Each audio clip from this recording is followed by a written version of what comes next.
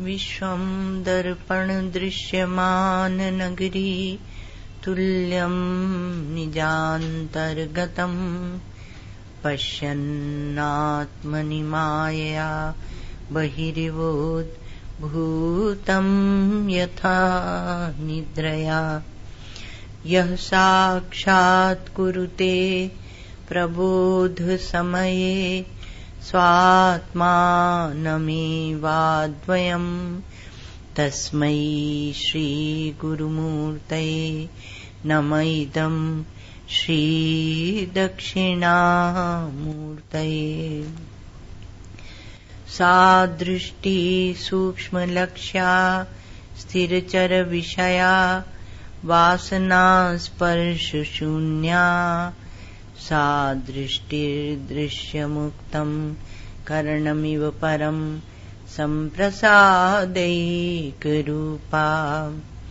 सा दृष्टिर्यत्र नान्यत् सकलमविकलं ब्रह्म प्रत्यक्प्रशान्तम् श्रीपूर्णानन्दनेत्र द्वयरसविलसत् कोणकारुण्यमात्रम्। अखण्डानन्द सम्बोध पूर्तये ब्रह्ममूर्तये सुधास्मित समाश्लिष्ट नेत्रान्तस्फूर्तये नमः। ॐ अज्ञानान्तर्गहनपतितान् आत्मविद्योपदेशै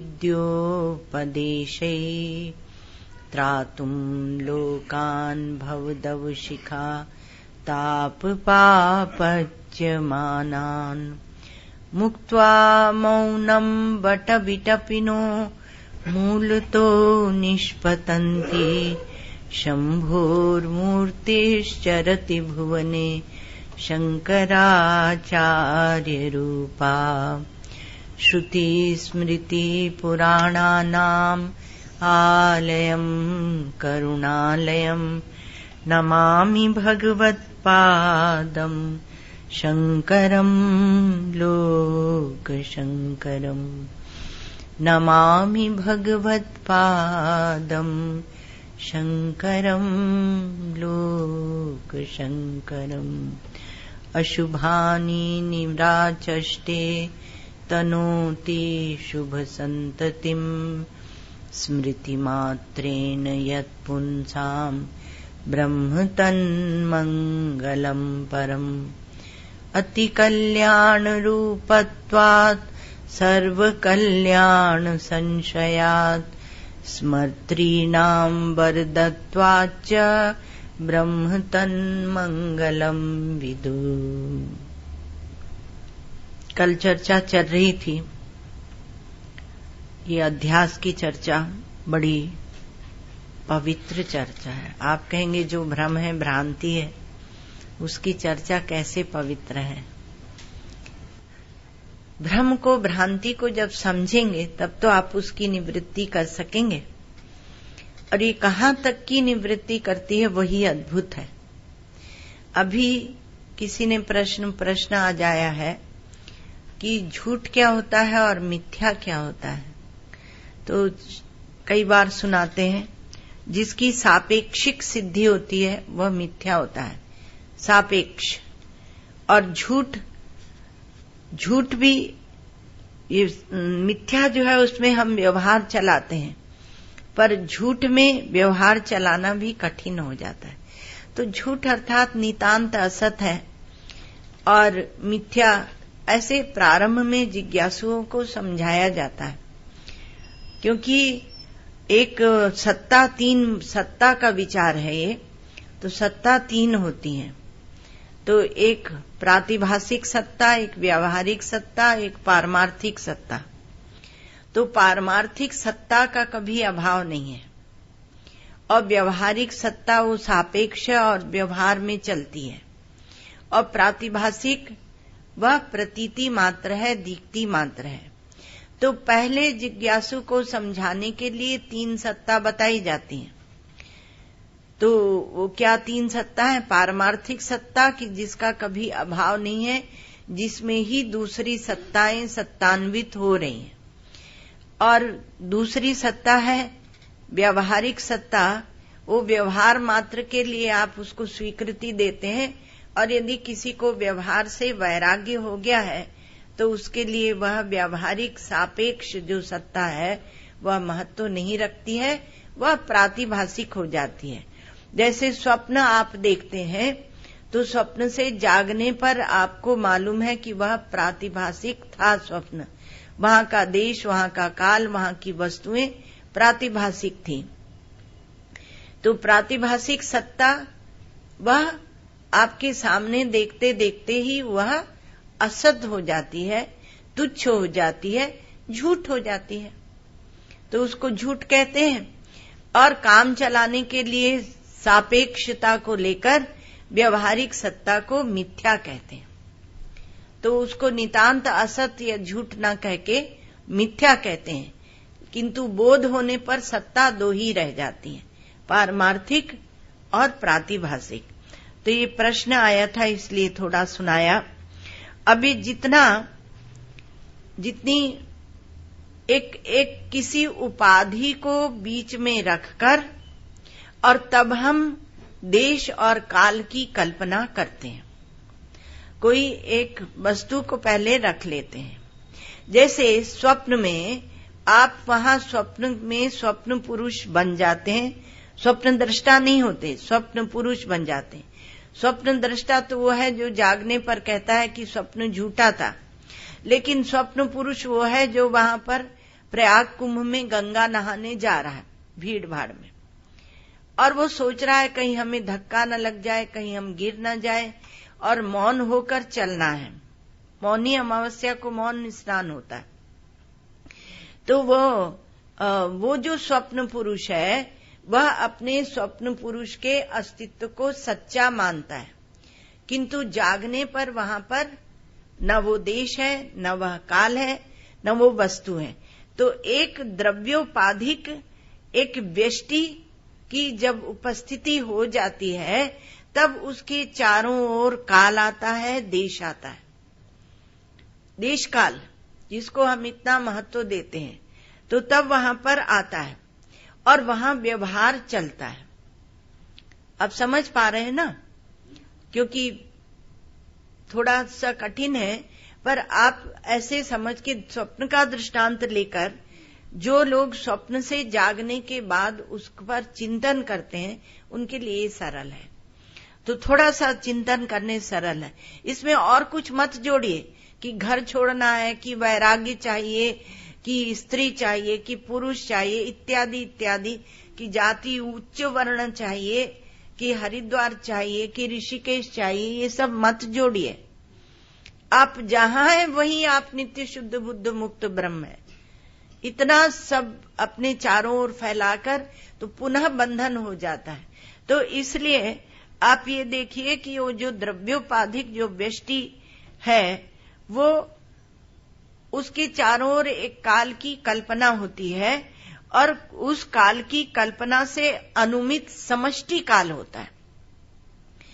हम कहते हैं कि आप कह देते हो कि ये दृश्य प्रपंच मिथ्या है, वैसे ही जैसे स्वप्न का, लेकिन ये इतना बड़ा जो काल कल आज और कल चलता रहता है, और इतना बड़ा जो देश का विस्तार, अभी हम यूरोप गए थे, हम अमेरिका गए थे, इतना बड़ा जो विस्तार देश का दैर्घ्य विस्तार, तो उतना बड़ा फैलावा, उसको हम कैसे छोड़ दें?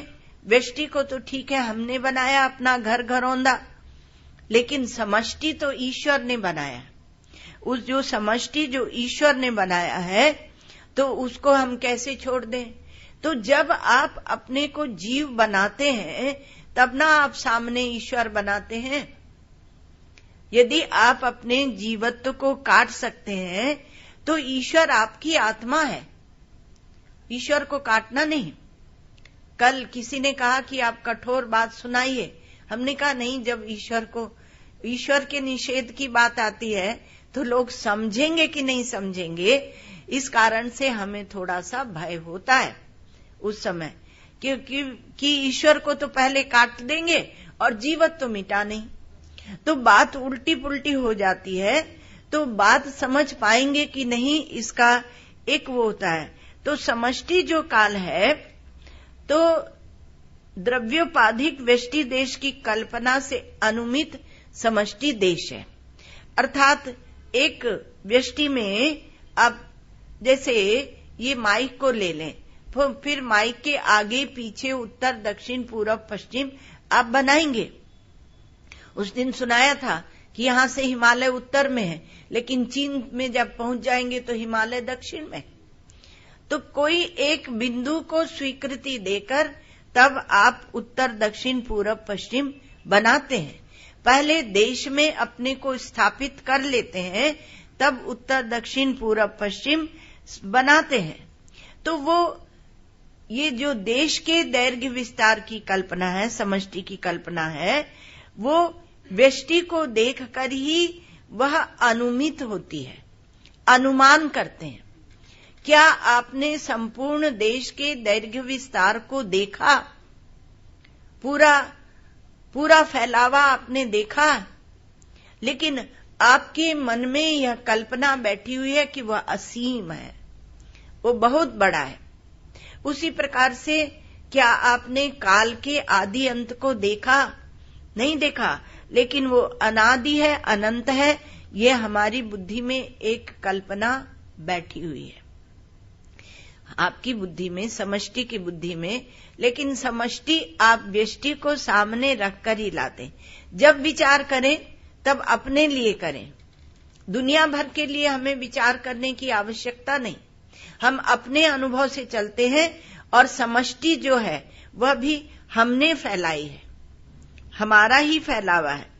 तो परिच्छिन्न जो वस्तुएं हैं, उनकी कल्पना से अनुमित जो बीज सत्ता है, तो का सब का समष्टि का बीज जहां रहता है प्रलय में, और फिर सृष्टि हो जाती है। जैसे सुषुप्ति में कारण रहता है, और उससे फिर ये कार्य जगत पैदा हो जाता है। ये बात तो बहुत समझ में आती है, लेकिन कार्य कारण दोनों का निषेध कर दो, वो बात समझ में नहीं आती। तो वो बीज सत्ता है, और इसलिए ये समष्टि देश, समष्टि काल और समष्टि की जो बीज सत्ता है, उसका हम अनुमान करते हैं। और इन तीनों का ऐक्य है, इन तीनों का ऐक्य, उसका स्वामी हम ईश्वर को मानते हैं। तो ये समूचा का समूचा दृश्य का विस्तार इसके द्वारा आ गया। लेकिन वेदांत कहता है, ये ब्रह्मसूत्र कहते हैं, अध्यास भाष्य कहता है कि जो ये आप कार्य कारण का विचार करते हैं, चाहे व्यष्टि में और समष्टि में पहुंच लो। जब समष्टि का विचार दिया जा रहा है तो क्यों व्यष्टि में बैठे? तो समष्टि में चले, थोड़ा उड़कर आए। तो कहा कि जो कार्य कारण का विचार है, समष्टि कारण समष्टि कार्य का विचार, ये भी छोटा सा विचार है, ये बहुत बड़ा नहीं है। पहले ही दिन ही समझाया था कि ऐन्द्रियक जो अनुभव है, उस ऐन्द्रियक अनुभव को सामने रखकर तब हम देश काल और वस्तु, ये द्रव्य, ये खड़ा करते हैं। और ऐन्द्रियक जो विचार होता है, वह अतीन्द्रिय परम वस्तु का बोध नहीं करा सकता। तो ये ऐन्द्रियक विचार है। और पूर्वापर का जो विचार है, कार्य कारण का हो गया, पूर्वापर का। तो पूर्वापर का जो विचार है, पहले ऐसा था, बाद में ऐसा होगा। पहले जन्म में तो हम बहुत अच्छे थे, अब इस जन्म में थोड़ा सा दानव हो गए हैं। अथवा पहले हम बुरे थे, लेकिन इस जन्म में अच्छे होने की कोशिश कर रहे हैं।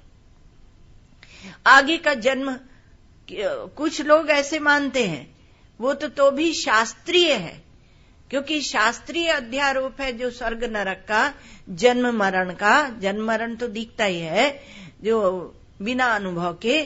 शास्त्रीय जो अध्यारोप है स्वर्ग नरक आदि का, कर्म के अनुसार गति का, उसको वो मान रहा है। लेकिन बहुत से तो ऐसे हैं जो कहते हैं आगे का किसने देखा, आगे किसने देखा, यहां हम धन बटोर लें बेईमानी से। जड़ धन उनकी बुद्धि को जड़ता में डाल देता है। तो ये इस प्रकार से वो विचार करते हैं। तो पूर्वापर का विचार, और बुद्धि रुकती नहीं, मन रुकता नहीं, मन ही वो माया है जो पहले और बाद को जोड़ता रहता है, और पहले और बाद को जोड़कर वो संसार को चलाता रहता है। तो ये अंतरंग और बहिरंग का विचार, कार्य कारण का विचार द्रव्य में, पूर्वापर का विचार काल में। जहां पूर्वापर का विचार आया पहले और बाद का, वहीं आप सावधान हो जाइए, क्योंकि काल खड़ा हो गया है और आपको जाना है काल से अतीत। और जहां अंतरंग और बहिरंग का विचार होता है कि ये हमारे अंदर है, ये हमारे बाहर है, अंतर्यामी ईश्वर हमारे हृदय में है। बहुत वर्षों तक ऐसा ही विचार रहा और है भी, वो बात झूठी नहीं है। लेकिन प्रश्न ये है कि हृदय में है तो बाहर कौन है, और आपका हृदय कितना बड़ा है, छोटा सा है कि बड़ा सा है, तो बाहर कौन है। तो ये अंतरंग और बहिरंग का विचार भी छोटा विचार है, थोड़ा उससे ऊपर उठना है। परंतु दृष्टादृश्य का विचार जो है वही अनंत के विचार में उपयोगी होता है। दृष्टा और दृश्य का विचार, ये अनंत के विचार में मैं दृष्टा हूं, और देश काल वस्तु द्रव्य इंद्रिय जितने भी है विस्तार, वो सारा का सारा विस्तार, वो फैलावा, वह मुझ दृष्टा के स्वरूप में नहीं है। मुझ दृष्टा के स्वरूप में नहीं है, अर्थात वह मिथ्या है। क्योंकि मिथ्या इसलिए कह के थोड़े दिन काम चलाना पड़ता है कि झूठा नितांत कहेंगे तो रोटी कैसे खाएंगे, शरीर का निर्वाह तो होना। तो इस कारण से महात्मा लोगों ने एक युक्ति निकाली, कहा कि बीच में एक रख दो तीसरा मिथ्या, न सत्य कहो न असत्य कहो। असत्य कहोगे तो गला पकड़ेंगे और सत्य कहोगे तो जानेंगे नहीं। संतो देखो जग बौराना, साच कहूं तो मारन धावे और झूठ कहे पतियाना। तो इसलिए दृष्टादृश्य का जो विचार है वह अनंत के विचार में उपयोगी है। कैसे? तो कहा कि वो अनंत से सर्वथा सन्निहित है। अब विचार करिएगा, तो कहा कि सीमा रहित काल, काल की हम सीमा नहीं बना पाते, कि सीमा रहित देश और सीमा रहित द्रव्य। तो जो वस्तु सीमा रहित होती है उसके बारे में एक विशेष बात होती है। वो क्या बात होती है कि सीमा रहित जो वस्तु होती है वह, यद्यपि हम देश काल को इंद्रियों से गम्य ऐसे बता रहे हैं, लेकिन जब उसको सीमा रहित कहते हैं तो वह इंद्रिय गम्य नहीं होती। वो बहुत मजे की बात है। तो वो वहां जब हम सीमा रहित कहते हैं तो काल की असीमता को हम कहीं बुद्धि में समझते हैं, इसलिए दृष्टादृश्य का। और काल की असीमता आपकी दृष्टि में है। दृष्टि अर्थात बुद्धि, समझ, तो आपकी दृष्टि में है। तो कब काल शुरू हुआ और कब इसका अंत होगा वो सब मालूम नहीं पड़ सकती। सीमा जो है वो मालूम नहीं पड़ सकती। तो देश की सीमा आपकी बुद्धि में किसी प्रमाण से नहीं आ सकती। कहां तक आप देश को नापेंगे तो किसी प्रमाण से नहीं आ सकती। इसलिए जब अकबर ने कहा कि ये संपूर्ण देश का मध्य कहाँ है ये बताओ, तो बीरबल ने कहा बहुत सरल है, जहां पना, और सामने एक कील गाड़ दी, का यही केंद्र है। और यदि आपको ये केंद्र नहीं लगता हो तो आप नाप के आओ, नपवाइए, आप पूरी जमीन नपवाइए, पूरा आकाश नपवाइए, तो नपवाइए। तो देश की सीमा वो बुद्धि में किसी प्रमाण से नहीं आ सकती। प्रत्यक्ष से, अनुमान से, उपमान से, अर्थापत्ति से, अनुपलब्धि से, जितने प्रमाण हैं उनसे नहीं आ सकती। इसलिए आप देखिए बहुत सुंदर शब्द दिया गया है, जितना उस पर विचार करते हैं उतना वह और सुंदर हो जाता है। ब्रह्म तो है ही, लेकिन माया, तो ये माया, इसलिए माया कह के और इतनी अद्भुत अद्भुत पुराणों में सुंदर सुंदर कहानियां बना के समझाया है कि आपको लगेगा कि जैसे वेदांत को ही वहां कहानियों के माध्यम से सुनाया जा सकते हैं। तो आप देश काल के बारे में केवल कल्पना कर सकते हैं। क्या? कल्पना। जो मिथ्या से शुरू किया तो केवल कल्पना कर सकते हैं, और एक उपाधि को स्वीकार करके आप व्यवहार कर सकते हैं। उसको बीच में रखकर, किसी भी एक वस्तु को बीच में रखकर आप व्यवहार कर सकते हैं। तो व्यवहार कीजिए, उसकी कोई मनाही नहीं है। कल्पना कीजिए, उसकी कोई मनाही नहीं है। लेकिन किसी को सत्य चाहिए क्या? और सत्य बहुत भयंकर होता है। अब किसी को भयंकर माने पहले से ही डरते हैं, हमें सत्य नहीं चाहिए, और कहते हैं कि सत्संग सुनने आते हैं। सत्संग में पहले ही सत्य शब्द लगा हुआ। लेकिन सत्संग के नाम से क्या सुनेंगे? तो कहा कि हम कथा कहानियां सुनेंगे महाराज। किस लिए? हमारे मन का मनोरंजन हो जाए। और बुद्धि को डाल देते थोड़ी देर बट्टे खाते में, महाराज जी का शब्द उचंत खाते में। तो बुद्धि को तो छोड़ देते हैं, क्योंकि बुद्धि जब निरावरण होगी, निर्वासन होगी बुद्धि, जब बुद्धि निरपेक्ष होगी, निष्काम होगी, तब इस सत्य का वर्ण करने में समर्थ होगी। नहीं तो इस सत्य का वर्ण नहीं कर सकती। तो क्या है ये भयंकर सत्य? क्या है कि जो वस्तु असीम और अन्य होती है उसका अस्तित्व भी कल्पित होता है। समझना। तो कहा कि जो वस्तु असीम है, सीमा रहित देश, सीमा रहित काल, अनंत, अनंत और असीम जो वस्तु होती है, और अन्य भी जो वस्तु होती है, उसको हम अपना स्वरूप तो नहीं मान रहे। उस अनंत को, उस असीम को हम अपना स्वरूप तो नहीं मान रहे, लेकिन उसे अन्य मान रहे हैं, क्योंकि उसे देश मान रहे हैं, उसे काल मान रहे हैं। तो वो ऐसी जो वस्तु होती है उसका अस्तित्व भी कल्पित होता है। अभी आपको दो बात बताई थी, कल्पना। एक बात बताई थी कल्पना, आपकी कल्पना में अनुमान से वो दिखती है। तो कहा कि उसका अस्तित्व भी कल्पित होता है और वो उसका प्रतिभास भी कल्पित होता है। तो कहा कि महाराज कम से कम उसका प्रतिबिंब ही हमें दे दो, हम उससे काम चलाएंगे। तो महाराज जी कहते हैं उसका प्रतिभास भी कल्पित होता है। और जो अर्थात इसका अर्थ क्या निकलता है कि जो कल्पनावच्छिन्न चेतन दृष्टा है, वही कल्पना जहां की हुई है उसको कल्प्य बोलते हैं। कल्प्य, जिसकी कल्पना करते हैं उसको कल्प्य कहते हैं। पूरा जिसकी कल्पना की, इतना बड़ा बड़ा शब्द हटा के जैसे दृश्य आप बोलते हैं, वैसे कल्प्य।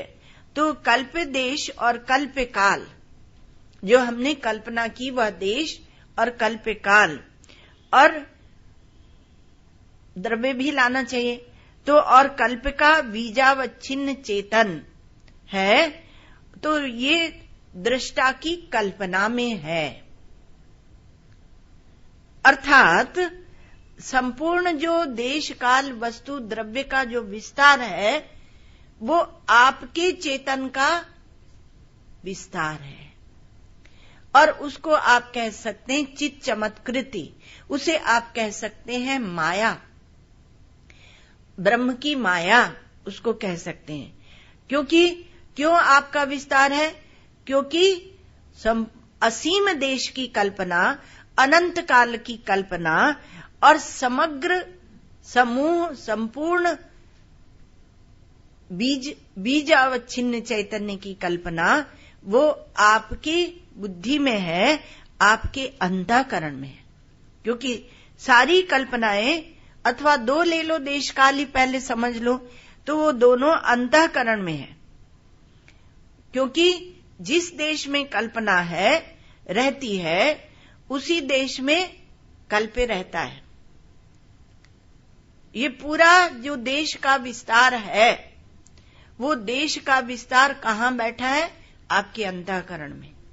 आपका अंतःकरण कोई छोटी सी चीज नहीं है, बहुत बड़ा देश भी उसके अंदर घुसा हुआ है, बहुत बड़ा काल भी उसके अंदर घुसा हुआ है।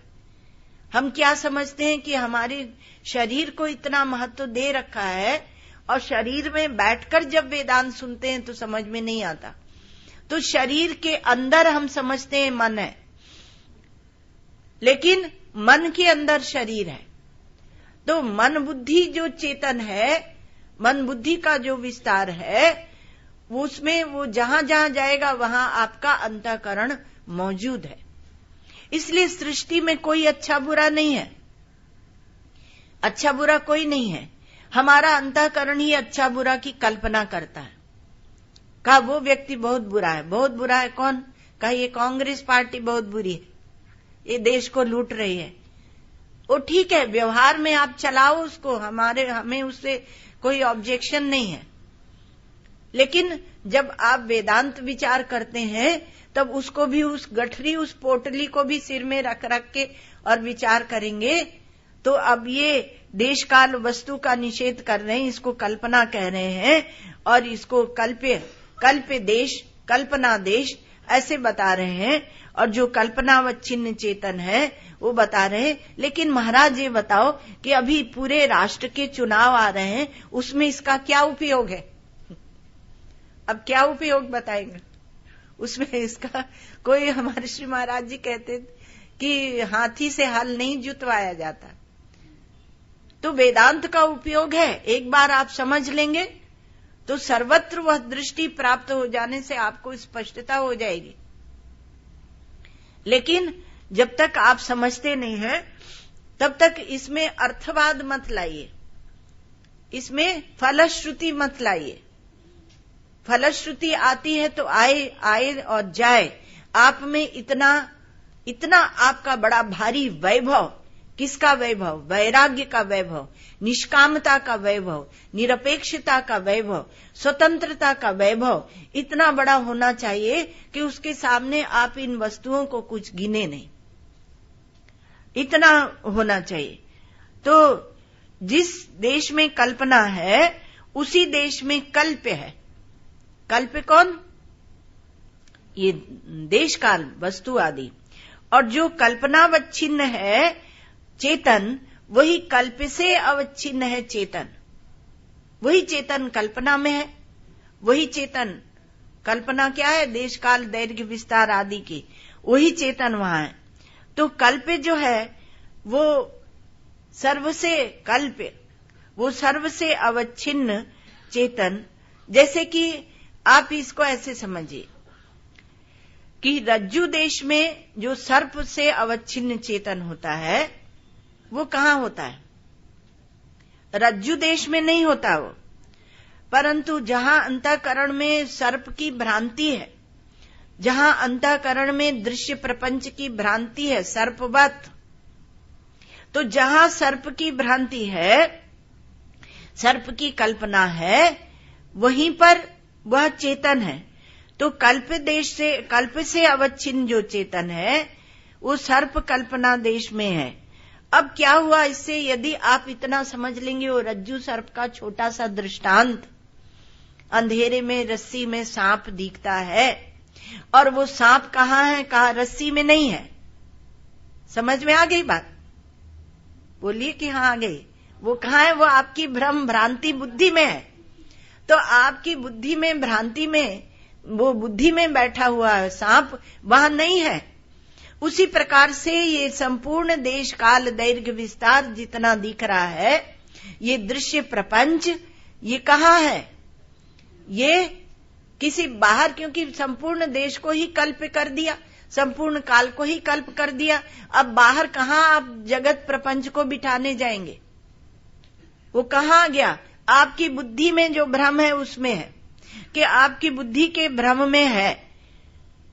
तो जैसे ही ये बात समझ में आई तो वहां सांप की सत्ता कट गई, उसी प्रकार से यहां कट गई सत्ता। केवल हम द्रंग मात्र रह गए। तो ये जो दृष्टा और दृश्य का विचार है, इस पर आप ध्यान दें, इस पर आप थोड़ा सा विचार करें। तो जैसे वहां पर वो सर्प कटता है और बुद्धि का भ्रम कटने से ये समझ में आ जाता है कि वहां कभी तीनों काल में सांप था ही नहीं। उसी प्रकार से यहां तीनों काल में प्रपंच था ही नहीं। हमारे पूज्य स्वामी वामदेव जी महाराज सुनाया करते थे कि एक शहर में, आपको कई बार सुना है, एक वेदांतियों का मोहल्ला था। उस जमाने में घोड़ा रखते थे, तो एक का घोड़ा खो गया तो दूसरे मोहल्ले वालों ने कहा जल्दी ढूंढ लो। वेदांतियों के मोहल्ले में पहुंच गया तो कहेंगे तीनों काल में नहीं था। तो कह देंगे तीनों काल में था ही नहीं। उसी प्रकार से दुनिया में कुछ बनाना बिगाड़ना है तो बना बिगाड़ लो, और यदि यहाँ पर कुछ बनाना बिगाड़ना है बना लो, बिगाड़ लो, खाना है पीना है सब कर लो, और नहीं तो सब मिथ्या हो जाएगा। तो सत्संग में आएंगे तो कहेंगे कि ये तीनों काल में नहीं था। तो दृष्टा दृश्य का जो विचार है उस पर ध्यान दें। तो दृश्य का जो विस्तार है वो एक भ्रांत कल्पना है। दृश्य के विस्तार की वह माया है। और जो आप कहेंगे कि हम तो बहुत काम करते हैं, देश विदेश जाते हैं, आज यहां है तो कल लंदन में है, बहुत लोगों को यही अभिमान होता है हमारा, लेकिन अंत में जाके कुछ हाथ नहीं लगेगा, क्योंकि मिथ्या विस्तार में पड़े हुए। जो सत्य है उसको जाने नहीं। सत्य को जान के आप कुछ भी कीजिए, आप स्वतंत्र हैं, उसका परम स्वातंत्र है। कल सुनाया था कि वह धर्मानुष्ठान, उपासना और योग करे न करे उसमें वह स्वतंत्र है, स्वतंत्र है। क्योंकि जिसका जिसका निषेध कर देते हैं, जिसको जिसको बाधित कर देते हैं, जिसका जिसको बाधित कर दिया उससे हमारी स्वतंत्रता हो गई। जब संपूर्ण दृश्य प्रपंच को बाधित कर दिया, जब संपूर्ण देह आदि को बाधित कर दिया, तो जितना ये भ्रांति कल्पना का, ये माया का विस्तार है, उससे हम स्वतंत्र हो गए। इसलिए कहा जाता है कि ईश्वर जो है उसको माया नहीं लगती, क्योंकि वो स्वतंत्र है। तो विस्तार जो है वो बाहर नहीं है, जहां भ्रांत कल्पना है वही है।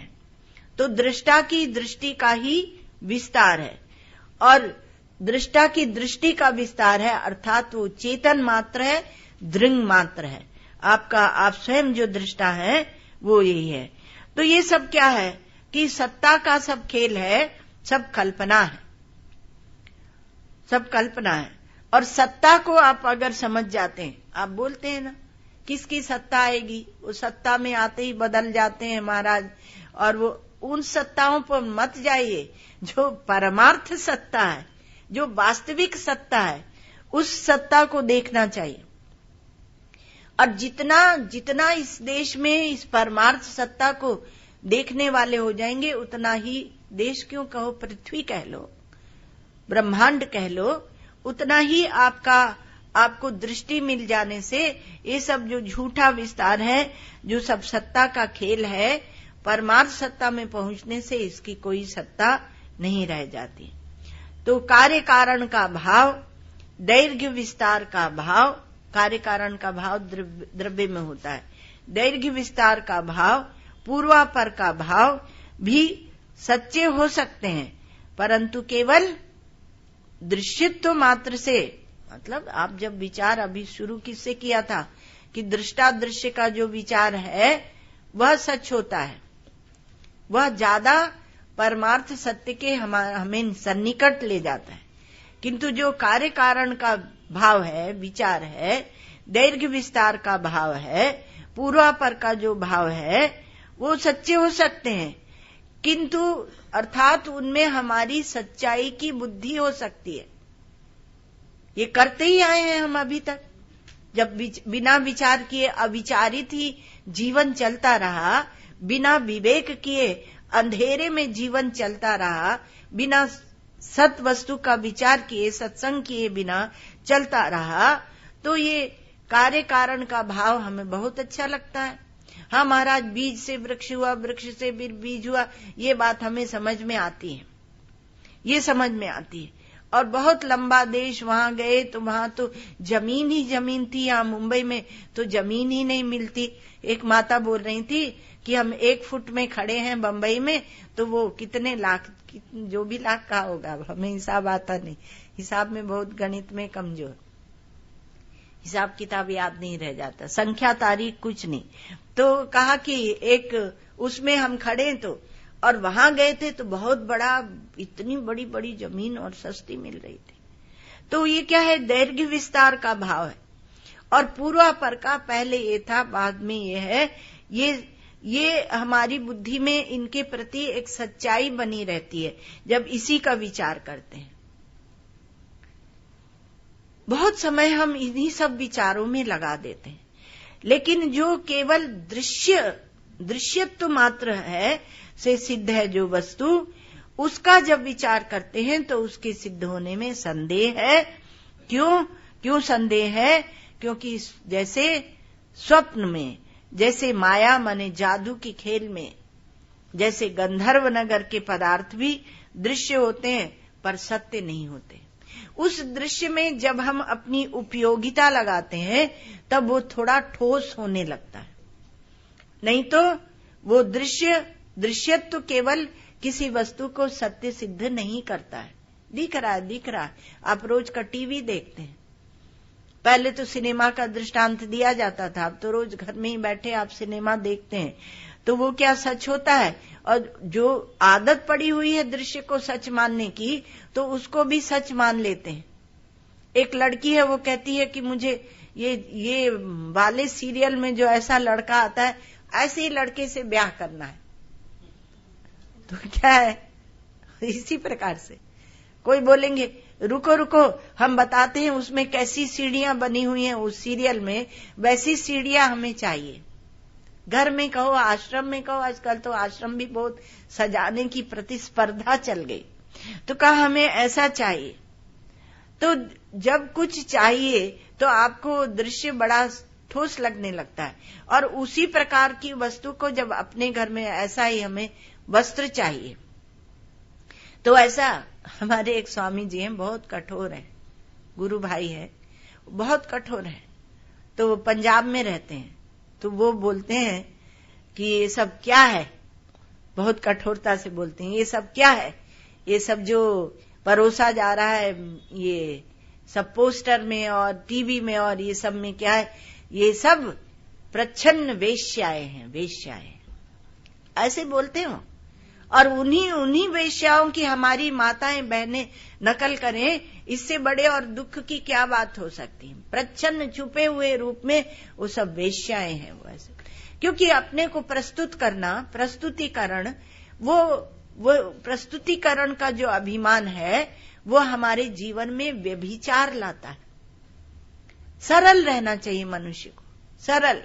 परमहंस रामकृष्ण देव महाराज की कल जयंती थी, हम लोग गए थे खार, तो हमने वहां सुनाया कि वो इतने सरल, हमारे श्री उड़िया बाबू जी महाराज कहते थे, जो सरल रहता है दिखाता नहीं, मनस्य एकम वचस्य एकम कर्मण्य एकम महात्माना। जो सरल रहता है, वो सरल जो होता है वो समझो सत्य का रूप ही है।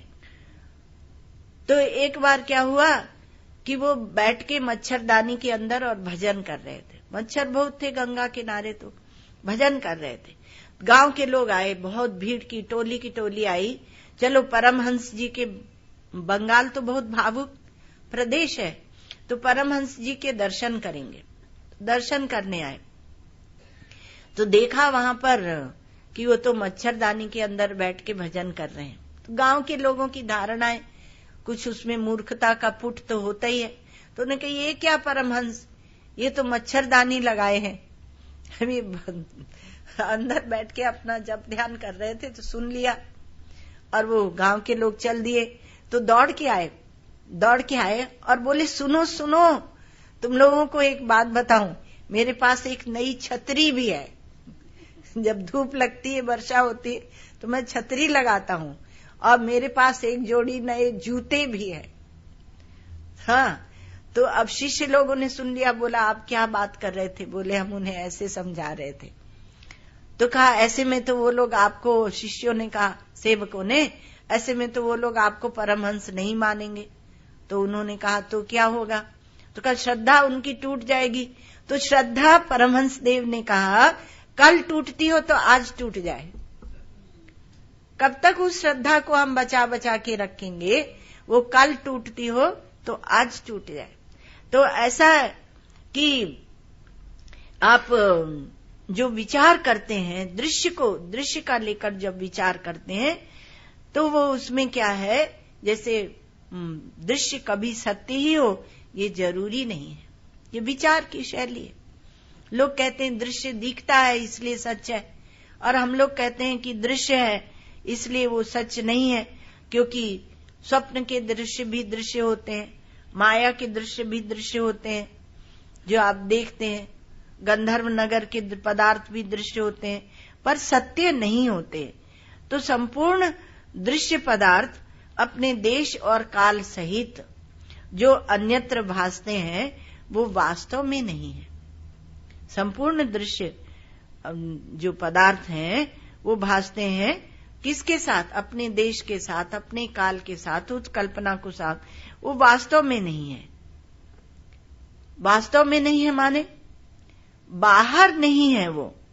वास्तव में वो दृश्य हमसे ही उनको जीवन मिलता है, स्वस्मिन है। स्वस्मिन है माने अपने में है, मैं नहीं हूं, ये ऐसा कभी बाद कल्पना होती नहीं। तो इससे बाद कल्पना से विनिर्मुक्त होती है आत्मसत्ता। मैं नहीं हूं ऐसा कभी अनुभव होता नहीं। दृश्य के अभाव को भी आप देखते हैं। ये नहीं कहना कि दृश्य का अभाव होता है तब मैं नहीं होता हूं, सुषुप्ति में मैं नहीं होता हूं, मूर्छा में मैं नहीं होता हूं। तो मैं नहीं हूं ये जो बाद कल्पना है, इससे विनिर्मुक्त आपकी आत्मसत्ता है। और आपकी आत्मसत्ता का कभी अभाव नहीं होता है। तो उसी में ही ये संपूर्ण दृश्य प्रपंच दिखता है, उसी से दिखता है, उसी को दिखता है, और वही दृश्य रूप में दिख रहा है। ये दृष्टा दृश्य के विवेक से ये लाभ होता है। इसलिए दृश्यत्व में जो अन्यत्व की कल्पना है वह मिथ्या है। उसको झूठ नहीं कहेंगे, क्योंकि झूठ तो कह सकते हैं, पर झूठ कहने पर आपको थोड़ी चोट लगती है। वो चोट से बचाने के लिए मिथ्या शब्द दिया गया। तो दृश्यत्व में जो अन्यत्व की कल्पना है वो मिथ्या है, अर्थात वह कल्पना मात्र है कि वो अन्य है, कुछ है आप ही आप। इसलिए सर्वात्म भाव बोध होने पर सब हमारी आत्मा है, सर्व हमारी आत्मा है, इसलिए सर्वात्म भाव होता है। तो द्रव्य प्रधान जो प्रक्रिया होती है उसमें कार्य कारण का विचार होता है, और काल प्रधान जो प्रक्रिया होती है उसमें पूर्वापर का विचार होता है, पहले और बाद का। और देश प्रधान जो प्रक्रिया होती है उसमें लंबाई चौड़ाई का विचार होता है, दैर्घ्य विस्तार का विचार होता है। लेकिन ये जो आत्म सत्ता है, आत्म चैतन्य है, ये देश काल वस्तु के कल्पना से विनिर्मुक्त है। ये सब कल्पना इसमें है नहीं, और इसलिए न देह से देहांतर की प्राप्ति की कल्पना है। आप देखना आपका कटेगा कितना, सत्ता के विचार से आपका कटेगा कितना। न देह से देहांतर की प्राप्ति की कल्पना है, न रूप से रूपांतर को प्राप्त होता है, न पहले पीछे माने जन्म मरण को प्राप्त भी नहीं होता है। गमनागमनशील नहीं, देश नहीं तो गमनागमन कहां करेगा। न गमनागमनशील प्राप्त बनता है, न रूपांतर को प्राप्त होता है, अर्थात द्रव्य नहीं है कि दूसरे रूप को पंचभूत हैं तो उसमें रूपांतर को प्राप्त करे। वो सब प्रक्रिया तो छूट गई है। और ये आत्म तत्व है, ये लौकिक भाव और दिव्य भाव को प्राप्त करता हो, ऐसा भी एक होता है। वो तो दिव्य होकर और अलोकाकाश में जाते हैं और सिद्ध शिला में बैठते हैं, हमारे जैन दर्शन में ऐसे मानते हैं। तो कहा लौकिक भाव और अलौकिक भाव और दिव्य भाव, जड़ भाव और दिव्य भाव से भी वो रहित है। तो ये ये कहां से निकला? तो कहा कि दृष्टा जो दृश्य के साथ तादात्म्य में करता है, बस वही गड़बड़ हो गई। या तो दृश्य को आप मैं मानिए, या तो दृश्य को आप अन्य मानिए। हमारे श्री महाराज जी कहते हैं मांडुक्य प्रवचन में, आगम प्रकरण में, महाराज जी कहते हैं कि तुम रोटी खाते हो और रोटी को खाते ही तुम उसे मैं कहने लगते हो। जब तक थाली में रखी है तब तक यह रोटी कहते हो और खाते ही उसे मैं कहने लगते हो। जब उसका मल के रूप में त्याग कर देते हो तब फिर वो यह हो जाती है। तो या तो तुम सबको मैं बोलो और या तुम सबको यह बोलो, तो देह को भी यह बोलो। बोलने से तात्पर्य समझना। तो समझना, तो दृष्टा जो दृश्य के साथ, दृश्य कहां तक दृष्टा है और कहां तक दृश्य है, इसका विभाजन कैसे करेंगे?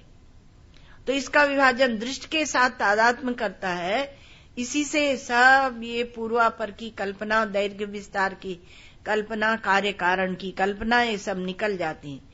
तादात्म्य से छूटना हो, जन्म मरण, देह स्वर्ग नरक, गमनागमन, देह से देहांतर की प्राप्ति, देह से देहांतर की प्राप्ति, और पुनः पुनः, 2 बार कहने का अर्थ होता पुनः पुनः, इनसे छूटना हो तो इनसे आप अपना विवेक कर लीजिए कि आपका वास्तविक इनके साथ संबंध है या नहीं।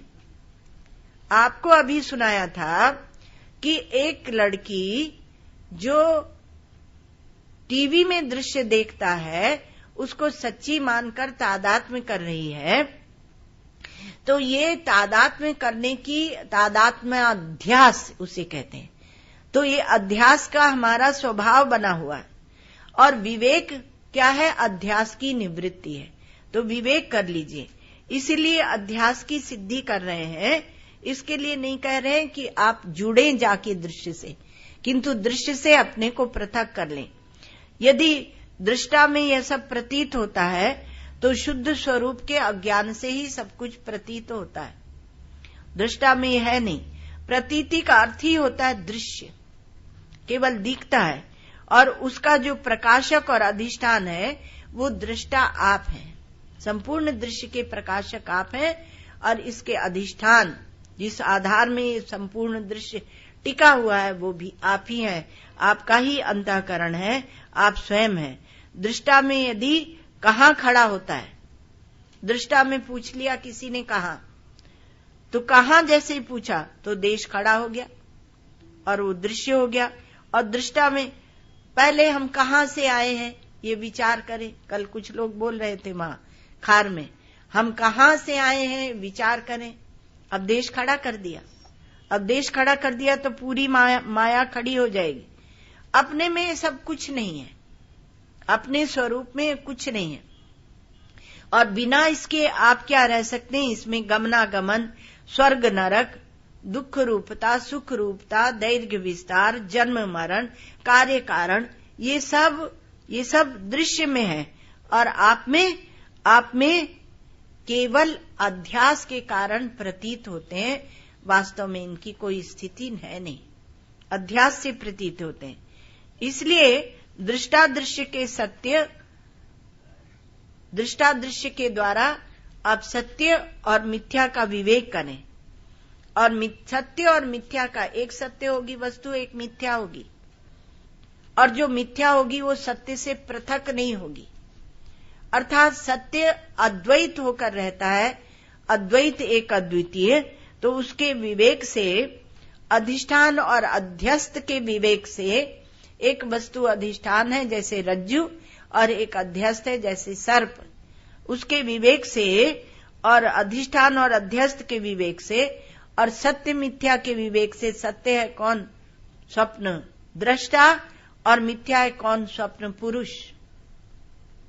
इसके विवेक से और दृष्टा के शुद्ध स्वरूप के विचार से, जो दृष्टा का शुद्ध स्वरूप क्या है, जिसमें देश नहीं है, काल नहीं है, वस्तु नहीं है, द्रव्य नहीं है, जो ये बंधन करने वाला अध्यास है, ये निवृत्त हो जाता है। इसलिए अध्यास को स्थापित किया जाता है तो स्थापित इसलिए नहीं किया जाता कि आप अध्यास को हमेशा लिए लिए डोलें, किंतु इस अध्यास को निवृत्त होना है, इसलिए इसका विचार किया जाता है। तो दृष्टा में दृश्य कहाँ है, तो कहाँ की दृश्य हो जाएगा, दृश्य आ जाएगा। तो दृष्टा में दृश्य कहाँ है, तो कहा ये देश का अध्यास है। दृष्टा में दृश्य कब है, तो कहा ये काल का अध्यास है, काल आ गया। और दृष्टा में दृश्य क्या है, तो वहां द्रव्य खड़ा हो गया, द्रव्य वस्तु आ गई। तो दृष्टा में यदि कहाँ कब और क्या हो, तो वह दृष्टा नहीं रह जाएगा, वो दृश्य हो जाएगा। दृष्टा नहीं रहेगा, वो दृश्य हो जाएगा, क्योंकि अध्यास आ गया। और द्वैत महाराज अध्यास से ही द्वैत है, तो वो आ गया। तो यह तो केवल दृष्टा की दृष्टि है। आप ऐसे जब समझ लेते हैं कि दृष्टा की दृष्टि है, तो ये अध्यास आपका क्षीण होने लगता है। इसलिए अध्यास के निरूपण में बड़ा भारी लाभ है, बहुत लाभ है। क्या है, कहा कि ये जो दृष्टा और दृश्य का विचार है, और इसमें अध्यास का जब ये निरूपण होता है, तो यह साधन साध्य का विवेक नहीं है। साधन साध्य का विवेक और कार्य कारण का विवेक साथ में चलते हैं। तो कार्य कारण के विचार में होता है साधन साध्य का विवेक, ये साधन करेंगे तो ये प्राप्त होगा। तो साधन होगा कारण, और जो साध्य वस्तु प्राप्त हुई वो हो गई कार्य। तो साधन और साध्य, उसी प्रकार कार्य कारण के विचार में जो होता है, वही साधन और साध्य के विवेक में, यह साधन करेंगे यह साध्य प्राप्त होगा। इसलिए कार्य कारण का भ्रम जब तक बुद्धि में बैठा रहता है, तो हमसे साधन करवाता है। परम स्वातंत्र प्राप्त है, लेकिन परम स्वातंत्र को हम चाहते नहीं है, उसको हम नहीं चाहते। इसलिए दृष्टा दृश्य का जो विचार है, वास्तव में यही ब्रह्म विचार है। इसको आप ब्रह्म विचार समझे। तो अनीश्वरवादी जो बौद्ध और जैन है, यहाँ ईश्वर, बौद्ध और जैन को जब अनीश्वरवादी कहते हैं, तो दार्शनिक पक्ष से कहते हैं, दार्शनिक धरातल पे कहते हैं। भाव प्रधान और पौराणिक जो बौद्ध और जैन है, उनकी बात नहीं करते, तो वो अनीश्वरवादी हैं। दार्शनिक पक्ष जो उनका दर्शन पक्ष है, उसमें वो ईश्वर को नहीं मानते। और ईश्वरवादी जो नैयायिक आदि है, न्याय दर्शन है, दोनों के दोनों आत्मा का देश से देशांतर में गमन, गमनागमन, पुनर्जन्म और कर्म के अनुसार सुखी दुखी होना, ये कर्म और कर्म फल को निमित्त और निमित्ती भाव बनाना। कर्म किया इसलिए उसका फल मिलेगा, तो निमित्ती भाव मानते हैं। किंतु यह तो तत्व चर्चा है, ये ब्रह्मसूत्र, ये हमारा जो दर्शन है, ये वेदांत दर्शन है ब्रह्मसूत्र, यह तत्व चर्चा है। इसमें गमनागमन और पुनर्जन्म और कर्म के अनुसार फल, ये सारा विस्तार इसको छोड़ दिया जाता है। जैन दर्शन में कर्म की बड़ी भारी चर्चा और बहुतों को बहुत अट्रैक्ट करती है, आकर्षित करती है। तो ये तत्व चर्चा, न्याय दर्शन के विद्वान हुए उदयनाचार्य, उन्होंने कहा कि हम जो कार्य कारण की चर्चा करते हैं और ईश्वर को सिद्ध करते हैं, इसका नाम तो हे वेदांतियों आप मनन रख लीजिए। सत्य के सामने तो सिर सबका झुकता है। तो उदयनाचार्य जी महाराज वो झुके, उन्होंने कहा न्याय चर्चे अमीशस्य मनन व्यपदेश भाग, जो हम न्याय की चर्चा करते हैं उसको आप मनन रख लेना। तर्क से जो चर्चा हम करते हैं, तो आप जो श्रवण मनन निधि ध्यासन करते हो, उस मननांग के रूप में आप इसको स्वीकार कर लो। तो अध्यास के निरूपण का जो तात्पर्य है, वह आपके सभी भ्रम को, आपके सभी संदेहों को, उसको निवृत्त कर देता है। इसको हम लोग धीरे धीरे समझने की कोशिश कर रहे हैं। ओम सर्वे भवन्तु सुखिनः, सर्वे सन्तु निरामया, सर्वे भद्राणि पश्यन्तु, मा कश्चित् दुःख भाग् भवेत्, असतो मा सद्गमय, तमसो मा ज्योतिर्गमय, मृत्योर्मामृतं गमय। ॐ पूर्णमदः पूर्णमिदं पूर्णात् पूर्णमुदच्यते पूर्णस्य पूर्णमादाय पूर्णमेवावशिष्यते। ॐ शान्ति शान्ति शान्ति।